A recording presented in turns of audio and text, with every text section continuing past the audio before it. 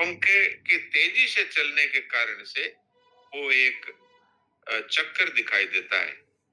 इसी तरह से सिनेमा का यदि हम उदाहरण दें तो सिनेमा के पर्दे पे जो कुछ दिखता है वो एक के ऊपर एक चित्र, वो इतना तेजी से एक के ऊपर एक चित्र आ रहा है कि हमें एक चित्र में हाथ सीधा है, एक चित्र में हाथ मुड़ा हुआ है, तो वो ऐसे दिखता है जैसे सीधा था अभी मुड़ गया।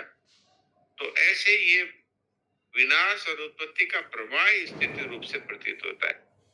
वास्तव में देखा जाए तो उत्पत्ति भी नहीं है, केवल नाश ही नाश है।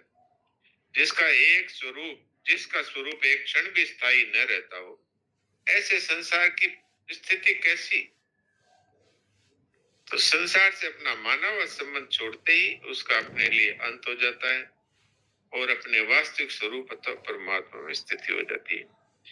तो ये अगर हम ठीक प्रकार से इसको समझ भी लेते हैं थ्योरेटिकली, तो भी जब तक हम इससे सुख चाहते रहेंगे, ये है मूल बात।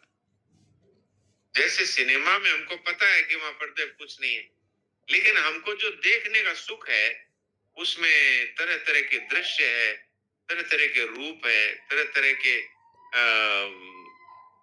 संचालन है, उनको देखने के लिए और उनको हम एक आनंद की अनुभूति करते हैं।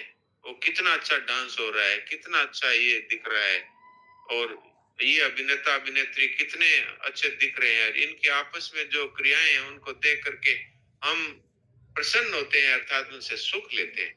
ये है मूल बाधा।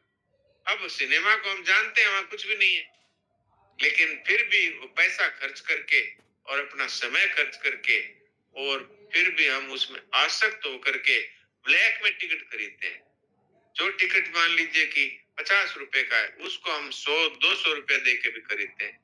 ये इसमें मूल बात क्या है?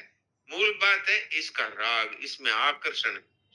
तो ये है मूल बाधा। हम इतनी बातें सुन रहे हैं लेकिन फिर भी हमारी स्थिति वहां की वहां है। इसका मतलब क्या है? इसका मतलब ये है कि ये हम किसी बदलते हुए से भी सुख लेना नहीं छोड़ रहे। ये है मेन बात। तो अगर हम सुख, हाँ जी, बोल रहे हैं कुछ? हाँ, मैं ये कह रहा था कि पहली वाली लाइन में वास्तव में स्वामी जी महाराज ने संसार की सच्चाई के बारे में वास्तव लगा के कह दिए। बीच में एक वास्तव और आया कि वास्तव में देखा जाए तो उत्पत्ति भी नहीं है। तो मतलब दोनों बातों से स्वामी जी महाराज ने एकदम साफ कह दिया। तो हमारी स्थिति मथुरा के चौबे वाली क्यों बनी रहती है, ये नहीं समझ में आता। ये यही तो अभी मैंने क्या कहा, इसमें मूल बात जो इसमें नहीं लिखी हुई है लेकिन वो इसमें छुपी हुई है, वो बात ये हमको पता है कि ये कुछ नहीं है, फिर भी हम उसमें सुख लेना नहीं छोड़ते। अभी मैंने यही तो कहा कि 50 रुपए टिकट हम 200 रुपए में खरीदते हैं। क्यों खरीदते हैं? कि उससे भी सुख लेना है। तो इससे बढ़कर और क्या अज्ञान या मूर्खता हो सकती है? इस पर गंभीरता से सोचना चाहिए। और वही वही सुख हमको कभी तृप्त नहीं कर पाया और अभी भी कभी तृप्त करेगा नहीं, क्योंकि उसकी हमारी विजातीयता है। वो हम चेतन है और वो जड़ है। वो हमारी तृप्ति कभी कर नहीं पाया, कभी कर भी नहीं पाएगा। अनादिकाल से यही चक्र चल रहा है। तो इस पर गंभीरता से विचार करें कि इससे कभी हमारी तृप्ति हुई नहीं तो आगे भी होगी नहीं।